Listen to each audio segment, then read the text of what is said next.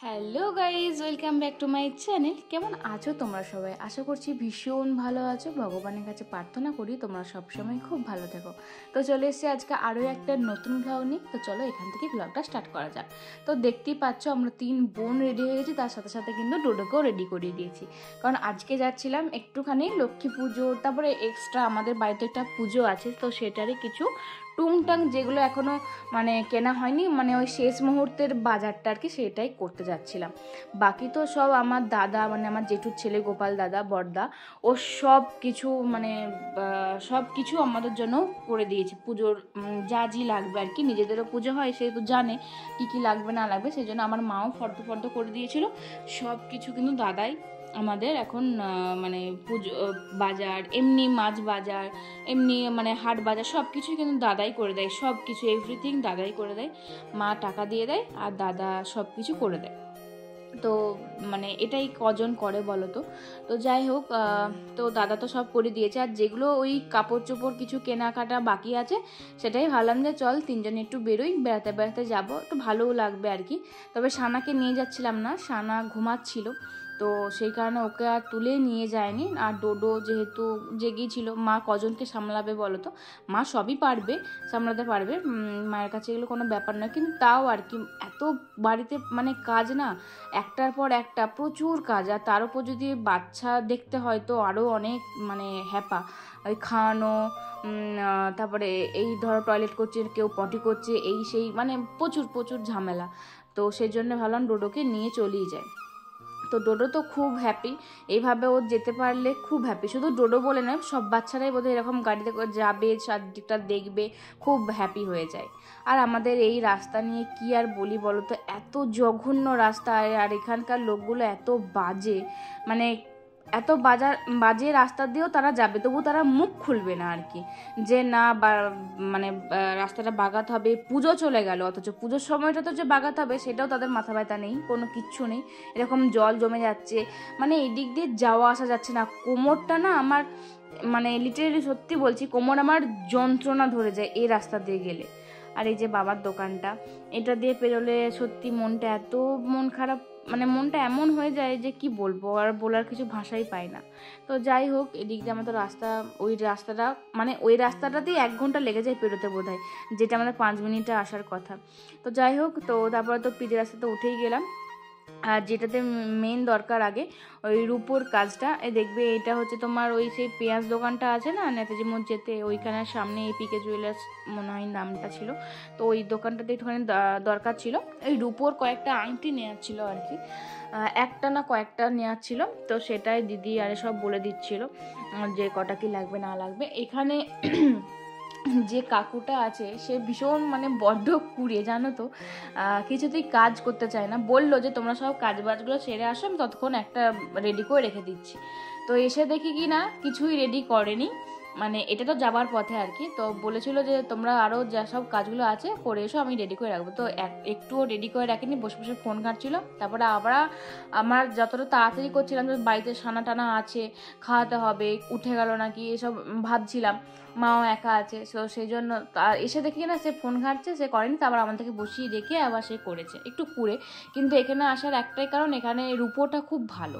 আমার বাবা এখানে প্রায় রূপোর কিছু হলে এখানে মোটামুটি করাতো। তো সেই কারণে আমি দিদিকে বললাম যে এখানটাতেই চল, আবার নাহলে সে বাজারে ভেতরে ঢুকতে হবে কিছু করাতে গেলে। তো সেখানে এইটার জন্য এখানে আসা, কিন্তু এখানে ভীষণ লেট হয় কাজ করতে। তাও আর কি ওই রূপোর জিনিসটা খুব ভালো পাওয়া যায়, তার জন্যই আসা। তো যাই হোক, ডোডোবাবু তো এখানে খুব খুশি, খুব হ্যাপি। ডোডোবাবুর একটু ঠান্ডা ঠান্ডা লেগে গেছে, বাট ঠিক আছে, সানারও ঠান্ডা লেগে গেছে। আর পুজো পুজো তো সব শেষ, এখন যেন সব কিছুই আবার সেই যেইকে সেই হয়ে গেছে, একঘেয়েমি, একদম ভালো লাগছে না। এমনকি লক্ষ্মী পুজোর বিসর্জনটাও আমাদের গতকাল হয়ে গেছে। আর আমি আজকে এখন লক্ষ্মী পুজোর বাজার করতে এসেছি, এটা তোমার সাথে শেয়ার করছি। লক্ষ্মী পুজোর ওই শাড়ি, ধুতি, গামছা এসব চাই, সেসব কিনতে গেছিলাম। তারপর মিষ্টি ফলও কিছু কেনা ছিল, সেগুলো আমি আর ভিডিও করতে ভুলে গেছি। বাচ্চা বাচ্চা আছে তো, তো সবসময় ক্যামেরাটা আর অন করা হয় না, ভুলেও যায়। তো সেই জন্য ওটা আর নেওয়া হয়নি। কিছু কিছু ক্লিপ রেখেছি আর কিছু কিছু ক্লিপ রাখা হয়নি আর কি। তো এদিকে নিজেদেরকে একটুখানি দেখাচ্ছিলাম, এই সেই করছি না করছি। তো ডোডোকে নিয়ে একটু খেলাখেলি করছিলাম, তবে ডোডোর জুতোগুলো পরিয়ে আনতে ভুলে গেছিলাম। আর ডোডোর এত ছটপটে হয়ে গেছে, এখন শুধুই দাঁড়াবে, কিছুতেই বসবে না আর কিছুতেই শুবে না। বাপরে, সে টেনে টুনে শোয়াতে হয়, শোয়ালেই মাথাটা ঠিক ওপর দিয়ে তুলে দেবে, এই হচ্ছে ওর কাণ্ড। তো তারপরে এই যে কাপড়ের শাড়ির দোকানে চলে এসেছিলাম, কনকেশ্বরী বস্ত্রালয়ে। এখানেতেই মোটামুটি চিত্তবলে কিনি, নয়তো এখানেইতেই কিনি। তো চিত্তবলটা ওই বাজারের ভেতর দিয়ে আর ঢুকিনি, তো এখানটাতেই চলে আসলাম। এখানেতেই কিনি, টুংটাং জিনিস হলে এখানেতেই চলে আসে, বেশ ভালোই লাগে। তো এখানে কাকুকে বললাম যে গামছা দাও 7টা 6টার মতন, ধুতি দাও 3-4টের মতো, আর শাড়িও দাও 3-4টের মতো সুন্দর সুন্দর দেখে। তো কাকু তারপরে সব কিছু আস্তে আস্তে দিয়ে দিল। আর মা এদিকে মেজদির হাতে ফর্দ ধরিয়ে দিয়েছে, আর আমরা সেই ফর্দ অনুযায়ী কাকুকে সব কিছু বলছিলাম। তো এই সবগুলো যত করছি না তত বাবাকে মনে পড়ছে, কারণ বাবা থাকলে এইসব জিনিসগুলো আমাদেরকে করতে হতো না।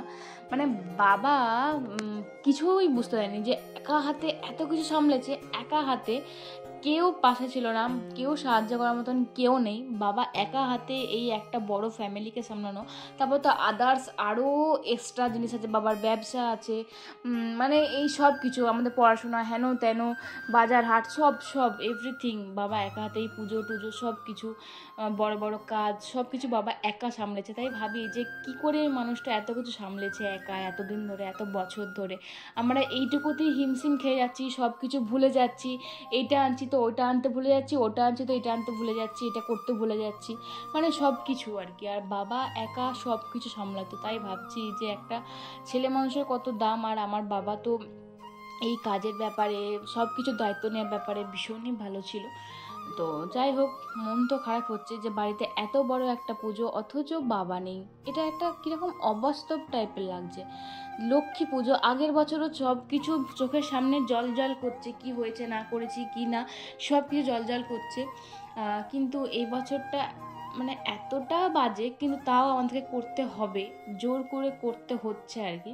প্রতিমা পুজো তো বন্ধ করে দেওয়া যায় না, নাহলে ভেবেছিলাম যে এবছর মানে ঠাকুর আর কিছু তুলবো না, কিন্তু আরও সবাইকে জিজ্ঞেস করেছিলাম, সবাই বলে যে না, প্রতিমা পুজো বন্ধ করে দেওয়া যাবে না, প্রতিমা পুজো মানে একবার তোলা স্টার্ট করলে ওটা কিন্তু প্রত্যেক বছরই তুলতে হবে, কিন্তু মায়ের আর জোগাড় করা চলবে না, দিদিদেরকে করতে হবে, এটাই। তো পরের ব্লগে সেসব শেয়ার করব। তো মোটামুটি আমাদের কিন্তু 4-5টা শাড়ি আর সব কিছু মোটামুটি কেনা কমপ্লিট হয়ে গেল। এরপরে হচ্ছে যে বাড়ি যাবার দিকে রওনা দেব, কারণ অনেকটাই বেলা হয়ে গেছে। ভেবেছিলাম খুব তাড়াতাড়ির মধ্যেই সেরে ফেলবো, বাট তাড়াতাড়ি তো হলোই না, উল্টে অনেকটাই লেট হয়ে গেল, সন্ধেও হয়ে গেছে। এদিকে টোটো দাদাটা কোথায় গেছে খুঁজে পাচ্ছিলাম না, তো সেই জন্য মিস বলছে আমি এখানেতেই যে এত সেন উঠছে ভেজিটেবিল, কোথায় তোমার চপ পেঁয়াজি, তো আমি একটু খেয়েই ছাড়বো। আর আমার সেদিনকে নিরামিষ ছিল, আমার সামনে বসে বসে এসব খাচ্ছে, তাহলে কীরকম মেয়ে দেখো ইচ্ছে করে করে খাচ্ছে, বলছে যে কি খেতে রে, যা সুস্বাদু খেতে, কি বলবো। আমি বলছিলাম যে তোর লজ্জা করছে না রে। আর সেই জন্য বড়দিদি আবার এই যে নিরামিষ মিষ্টির দোকানে করবো সাথে আবার সিঙ্গারা টিঙ্গারা কিনলো আমাদের জন্য নিরামিষ। গরম গরম সিঙ্গারা খেতেও কিন্তু চা দিয়ে দারুণ লাগে। তো বাড়ি যাবো আর চা মুড়ি সিঙ্গারা নিয়ে বসে পড়বো। তো আজকে ব্লগটা এই পর্যন্তই। যদি ভালো থাকে অবশ্যই লাইক কমেন্ট শেয়ার করতে একদম ভুলবে না। দেখা হচ্ছে পরের ব্লগে খুব তাড়াতাড়ি। ততক্ষণ ভালো থাকবে, সুস্থ থাকবে। আর আমার পেজে যদি নতুন হয়ে থাকলে প্লিজ আমার পেজটাকে ফলো দিয়ে পাশে দেখো। বাই।